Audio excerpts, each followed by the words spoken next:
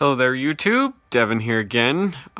This is probably a pretty old recorded video because I'm not going to be making a lot of videos here in fourth quarter, which is pretty much, for me, really bad from Halloween through New Year's. So I probably won't be making a lot of videos in between there just because it's a really shitty time of the year to work in retail. So I'm working pretty much all the damn time, and on my day off, I'm scrambling to get shit done.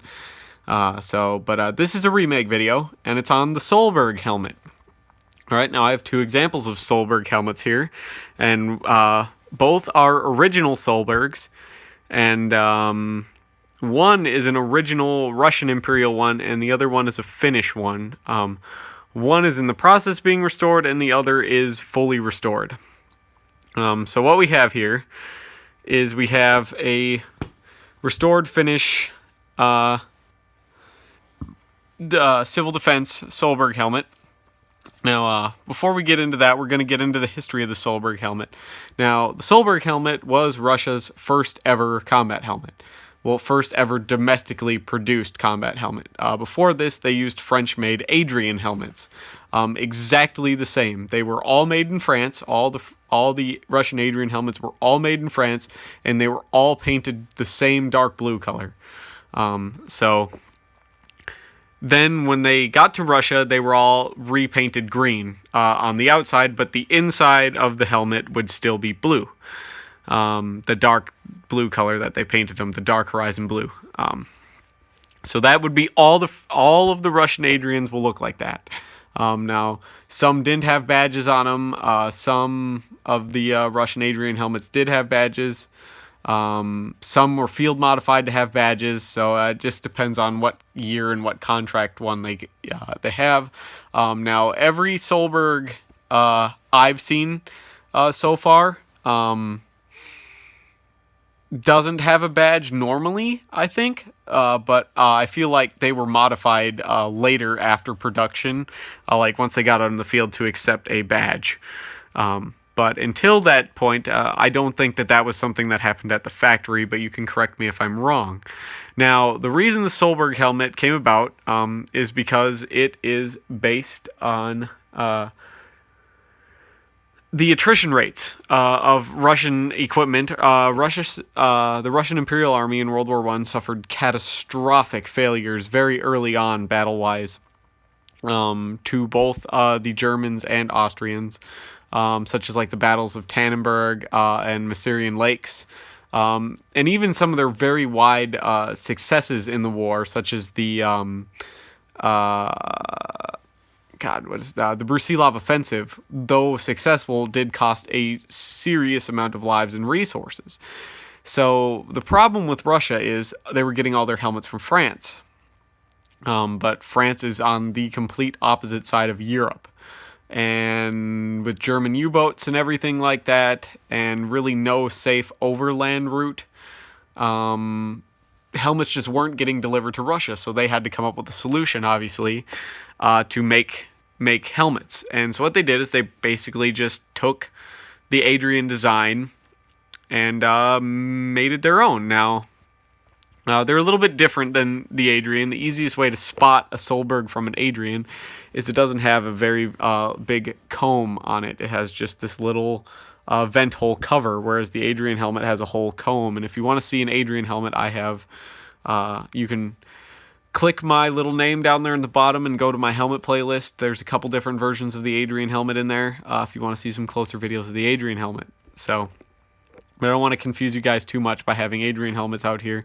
Well, the focus is on the Sohlberg, which I have a lot of information to cover on, so this is probably going to be a longer video. But, so in 1916, very late 1916, Sohlberg helmets started coming off the assembly line in the Sohlberg factory, which was named after the people who owned the factory. So the people who owned the factory making these helmets were named Sohlberg, and the factory was in the outskirts of Helsinki in Finland. At the time, Finland was part of the Russian Empire, known as the Grand Duchy of Finland, which was semi-autonomous and everything like that, and would later, in the revolution in 1917, secede from Finland and have kind of their own civil war between the Reds and the Whites in Finland. But in Finland, the Whites won, and in Russia, the Reds won and transformed Russia into the Soviet Union. And they really wanted Finland back, but they were also trying to kind of deal with their own shit at the time. So Finland ended up being independent basically through a bunch of sheer luck and the fact that there was no organization in Russia during and after the Civil War. So, but the sohlberg here, both of them, are original. They're both size 57. They do run a little bit large. I normally wear a size 58 helmet, but these do tend to run a little bit large because they were meant to be worn with winter caps underneath them. So take that into consideration if you are buying one. They run about one size large, so I normally wear a 58, and these are both 57s, and they fit snug enough. I wouldn't say snug, but they fit well as size 57s. So we'll get into the originals here after I finish the history. But these were, like I said, manufactured by the Sohlberg family in the Sohlberg factory in the Grand Duchy of Finland, and they first ones rolled off the assembly line late 1916, and in 1917. Most of the ones you will find will be made in 1917, and they were made up to the Revolution, pretty much the day of the Revolution, and then production ceased.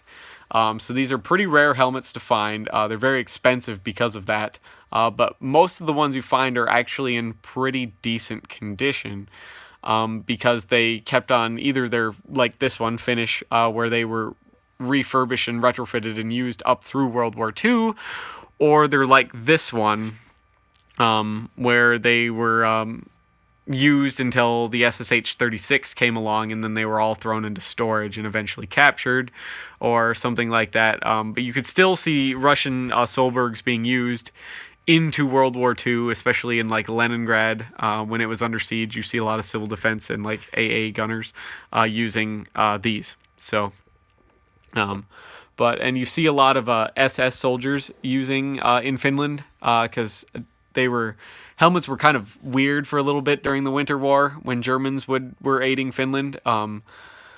The Finnish army was obviously, all the helmets they were making were going to them, and when German soldiers would lose their helmets or lose them to attrition rate, they got leftover Finnish stuff. So you see some SS soldiers in the Winter War wearing Finnish sohlberg helmets, which is fitting because they were black. So the SS colors were black.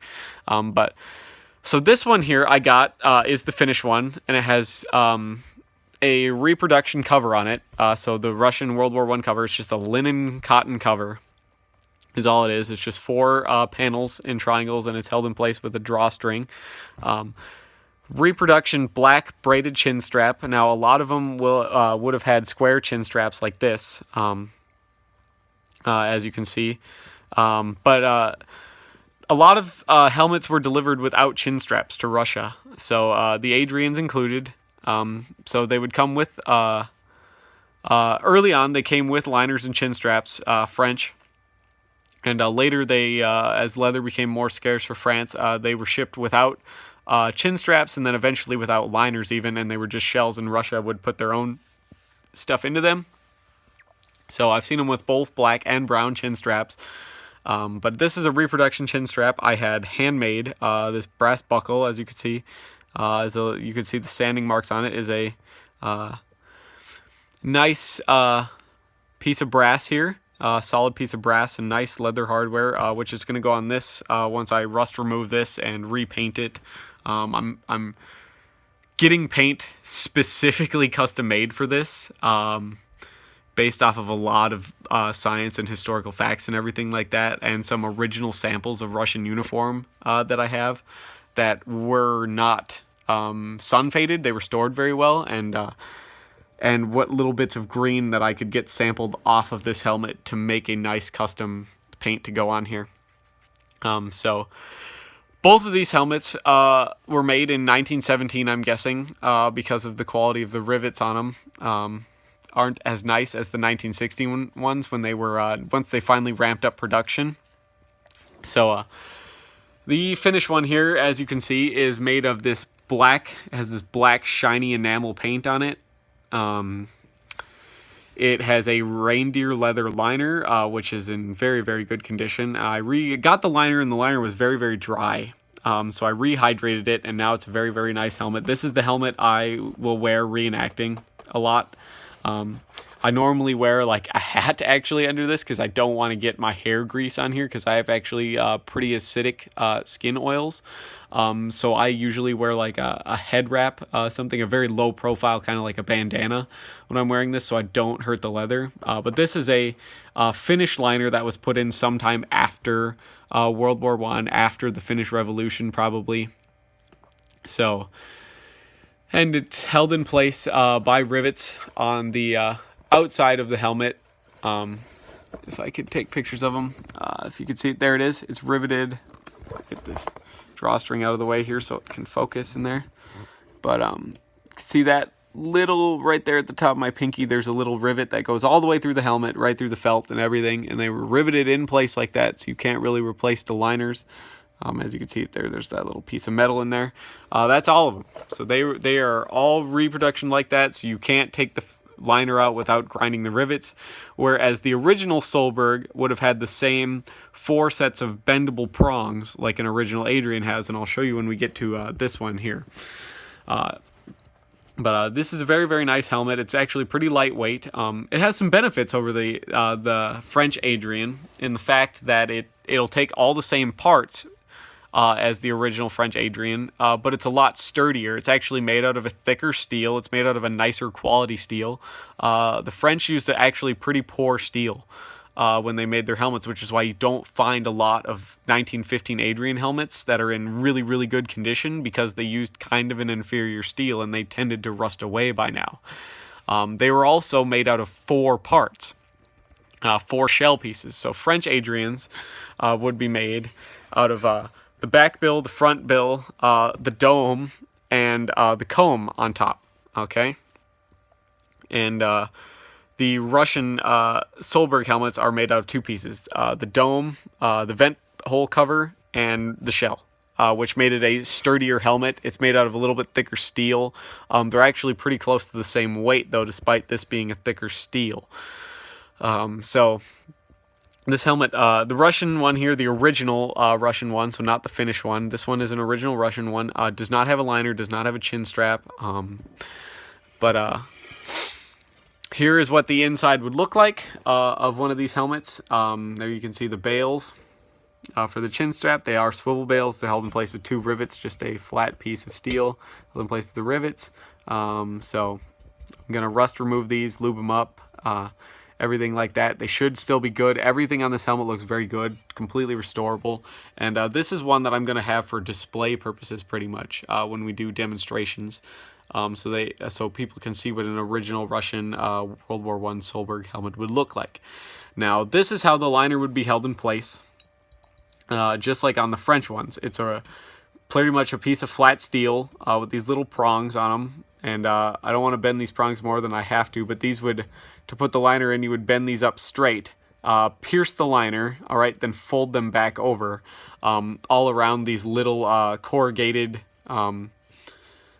spacers that would act as like crumple zones to protect your helmet from trauma, blunt force trauma and stuff like that. Like if a dirt cloud were to hit you, or if somebody were to hit you over the head or something, or if you were to bump it, these little corrugated piece of metal would bend so your head isn't right against the shell, so that shock isn't transferred into your skull, kind of like a crumple zone works on a car. So pretty much the same technology. But I have a liner for this and everything, and I'll show you. It would have been originally the Russian Sohlbergs like this would have had exact early type and mid type Adrian liners. Later they would be changed to the drawstring sock type SSH 36 liners. You can see them with a lot of those, but for the most part it was pretty much the same Adrian liner. But I've seen more Russian liners in black than I have in brown. Or I've seen them in black and they've been really faded to gray because they haven't been maintained, because obviously soldiers are hard on their gear. But most of them I see are black and they have black chin straps. So, and they would have came in this Russian green color. As you can see, the inside, the color is still very, very nice and vibrant. It's this kind of khaki green. It's a very versatile color. Russia still actually uses this color in one form or another on some of their gear and everything like that. So it's one of the longest serving colors, actually, as far as camouflage type goes. It's one of the longest serving color single-used colors in military history. Is the for camouflage purposes is this kind of tobacco green color that they still use.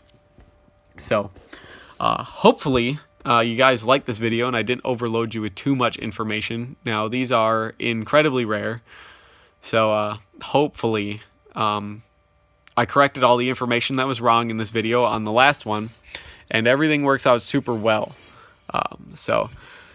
Now another thing I forgot to mention is how to tell the Russian to tell the front of a sohlberg from the back of a sohlberg, and it's all about the slant. Now the front bill is a much shallower slant than the rear bill, so this would be the front of the helmet right here. This would be the back of the helmet. Other than that, they're actually pretty hard to tell apart. In the finished one, it's very easy to tell because it's this side that has the full sweatband without the holes in it. So, yeah, so hopefully you guys like this video and you like this sort of thing. I actually have had a few sohlbergs, about a dozen of them at one point after my trip to Finland. I bought a whole bunch of these, and I ended up giving one to Mike B in a trade. And but now these are my last two. They're the nicest two I have. And I hope they're going to go well. This one on the right is going to go well in its restoration project, and I have absolutely high hopes for it because it's in immaculate condition. But you can still find these around, believe it or not. You have to be willing to pay for them, though. So just know that if you do want one, they are very, very expensive, and that's when they come on the market, which can take a long, long time. So, but until then, hopefully you guys like this video. You subscribe if you like this sort of thing, and I will do my best to keep making these videos and stuff for you, but please bear with me on the time when they come out, because I'm just a very, very busy person this time of the year, and I'll make up for it when the new year comes around, because I will have lots of free time come the new year and first quarter when everything's real slow. So thank you so much for watching, and hopefully I'll see you guys in the next video. Bye.